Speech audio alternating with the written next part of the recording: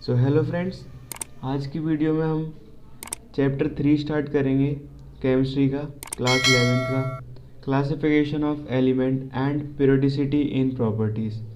So friends, इस lecture को पूरा देखना, आपको बहुत मज़ा आएगा और जो मैं आपको पढ़ाऊँगा वो आपको बहुत ही अच्छे से समझ में आएगा और बहुत ही उसमें हाई लेवल पढ़ाया जाएगा आपको इस चैनल पे।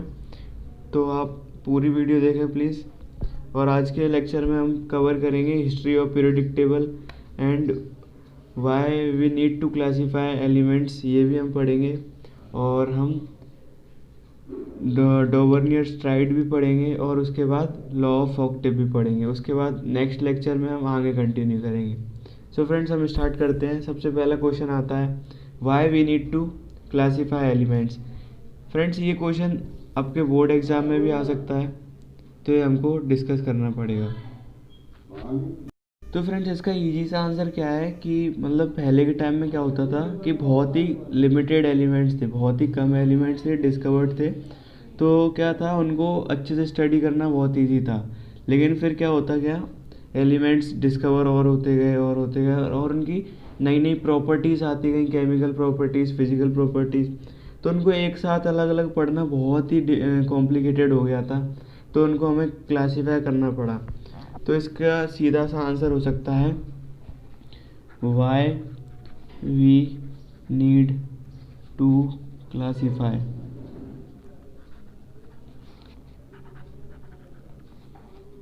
Due to the discovery of new elements and it's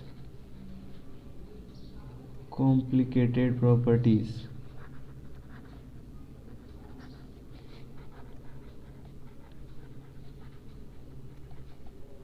so friends, आप ये नोट्स अपनी नोटबुक में भी लिख सकते हो, ये बहुत ही इम्पोर्टेंट नोट्स हैं।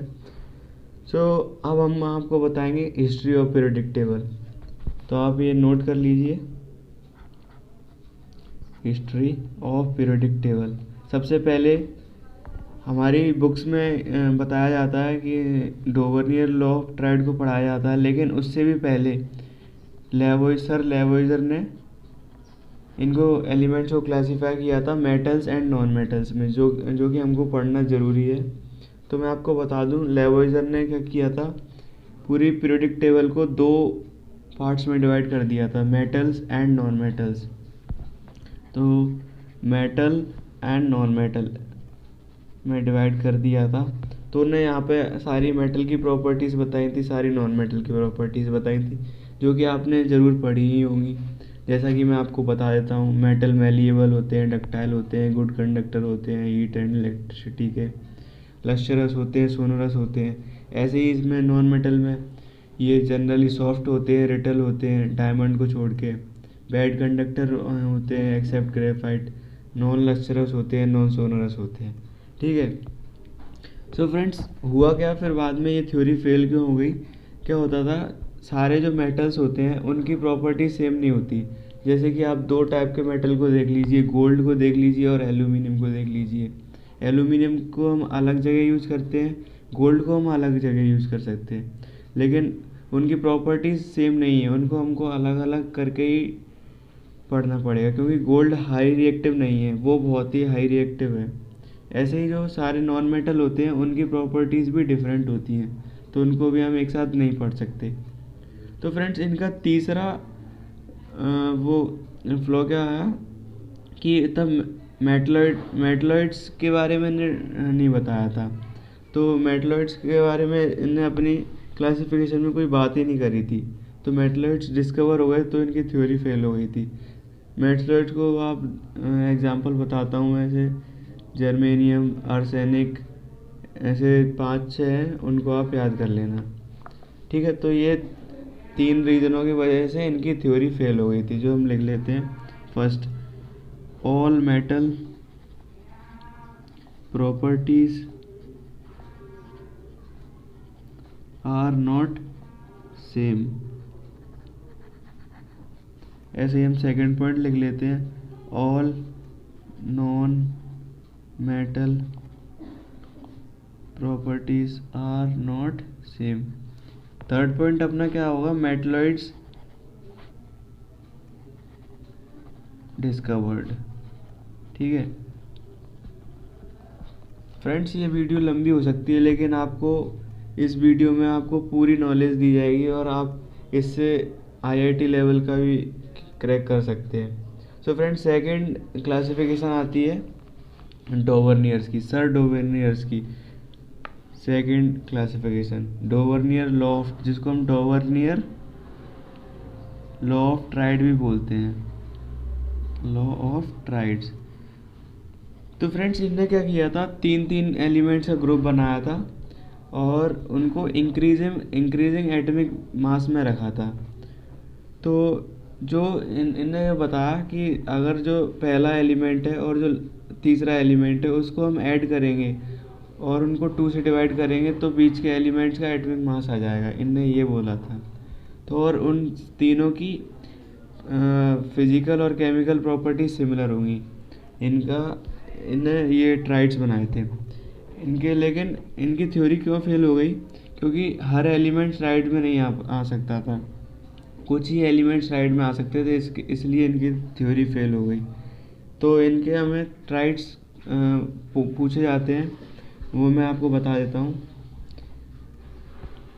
एग्जाम्पल, इनने कुछ ट्राइड बनाए थे, जैसे लिथियम है, सोडियम है और पोटेशियम है।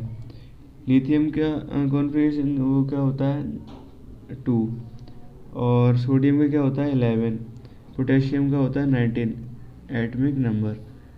तो इनका अगर हम इन दोनों का सम करें और 2 से डिवाइड कर दें, 19 + 2 डिवाइडेड बाय 2, तो कितना आता है 21/2, जो कि बराबर आएगा, जैसे 10.5 आ रहा है, मतलब 11 के आसपास आ रहा है, तो मतलब ये लॉ ऑफ ट्राइड को फॉलो कर रहा है।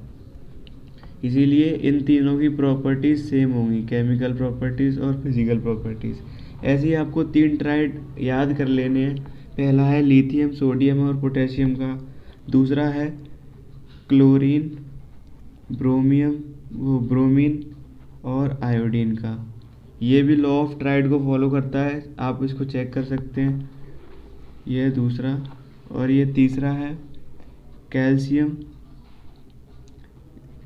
स्ट्रोंटियम, बेरियम, इसको भी आप चेक कर सकते हैं, ये भी लॉ ऑफ ट्राइड को फॉलो करता है। तो फ्रेंड, इसका बस ड्रॉबैक यही था कि सारे एलिमेंट्स को ये ट्राइड में नहीं लगा सकते थे। तो फ्रेंड्स, अब हम कंटिन्यू करते हैं न्यूलैंड्स की थ्योरी थी, न्यूलैंड्स लॉ ऑफ ऑक्टेव। इनने ये बताया था कि जैसे कि म्यूजिकल नोट में क्या होता है, म्यूजिकल नोट्स आपने सुनी होंगी, सा रे गा मा पा धा नी सा, तो जो सा होता है वो लास्ट में 8th बार में रिपीट हो जाता है। तो इनने बोला था जो एलिमेंट्स हैं उनको अगर हम कंटिन्यू एटॉमिक मास में रखें, एटॉमिक मास के ऑर्डर में रखें, तो जो फर्स्ट एलिमेंट की प्रॉपर्टी है और जो 8th एलिमेंट की प्रॉपर्टी है वो सिमिलर होगी, इनने ये बोला था। जैसा कि इनने क्या रखा था, ये आप नोट्स बनाते रहिए, इनके बहुत ही इंपॉर्टेंट है। इंक्रीजिंग एटॉमिक मास, इन्होंने भी इंक्रीजिंग एटॉमिक मास में रखा था। ठीक है, तो इनने क्या बताया कि म्यूजिकल नोट्स में अगर like musical note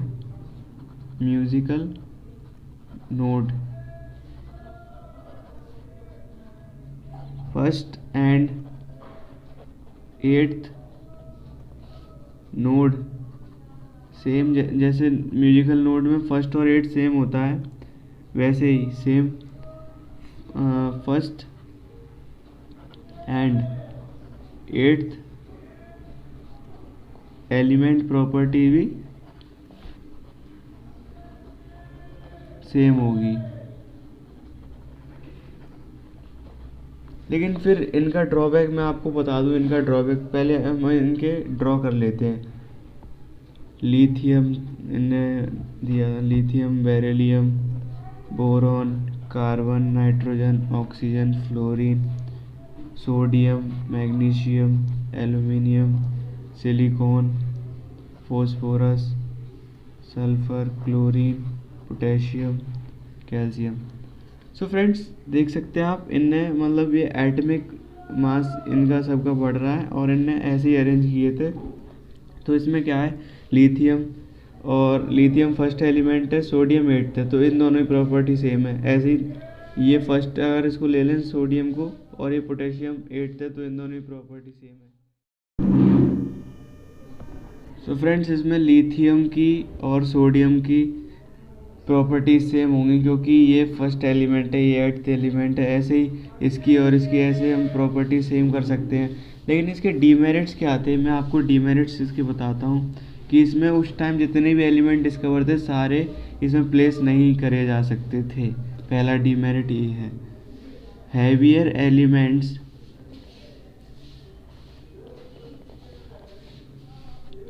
after calcium not classified, ये आपको पहला पॉइंट लिखना है। फ्रेंड्स नोट करते चलिए, आपको नोट्स बनाने में बहुत ही इजी होगा। तो फ्रेंड्स इसका दूसरा फ्लॉ क्या था कि इनने ये बताया था कि हर 8th एलिमेंट की प्रॉपर्टी सेम होती है, और उस time inert gases, noble gases discover नहीं हुई थी। अगर नोबल गैसेस डिस्कवर हो जाती उस टाइम, अगर मतलब अब हो जाती, तो इनकी थ्योरी फेल हो जाती। क्यों? क्योंकि फिर एवरी 9th एलिमेंट की प्रॉपर्टी सेम होती, तो इनका ये पूरा जो लॉ ऑफ ऑक्टेव है वो फेल हो जाता। इसलिए हमको लिखना पड़ेगा due to inert gas discovery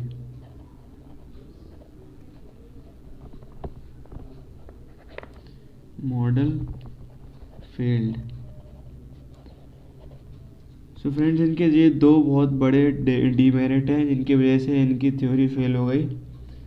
और अगले लेक्चर में हम कंटिन्यू करेंगे लॉथर मेयर के कर्व से, फिर उसके बाद मांडलीव की पीरियोडिक टेबल पढ़ेंगे, उसके बाद हम मॉडर्न पीरियोडिक टेबल पढ़ेंगे। तो फ्रेंड्स मैं आपको बताना चाहता हूँ, ये जो फर्स्ट पार्ट है मॉडर्न पीरियोडिक टेबल से पहले का, इसको आप सिर्फ नॉलेज पर्पज़ से लें, क्योंकि ये इससे बहुत ही कम क्वेश्चन पूछे जाते हैं आईआईटी में भी और बोर्ड में एक आध क्वेश्चन दे दिया जाता है, और आईआईटी में भी एक दो क्वेश्चन मुश्किल से आता है। इसीलिए आप इस पर ज़्यादा टाइम वेस्ट ना करें। इसके आगे वाले जो हमारे लेक्चर्स आएंगे उनको आप अच्छे से फॉलो करें। और फ्रेंड्स आप प्लीज़ बिलीव करें, ये नया चैनल है, इसमें आपको पूरा आईआईटी लेवल का पढ़ाया जाएगा। Thank you friends.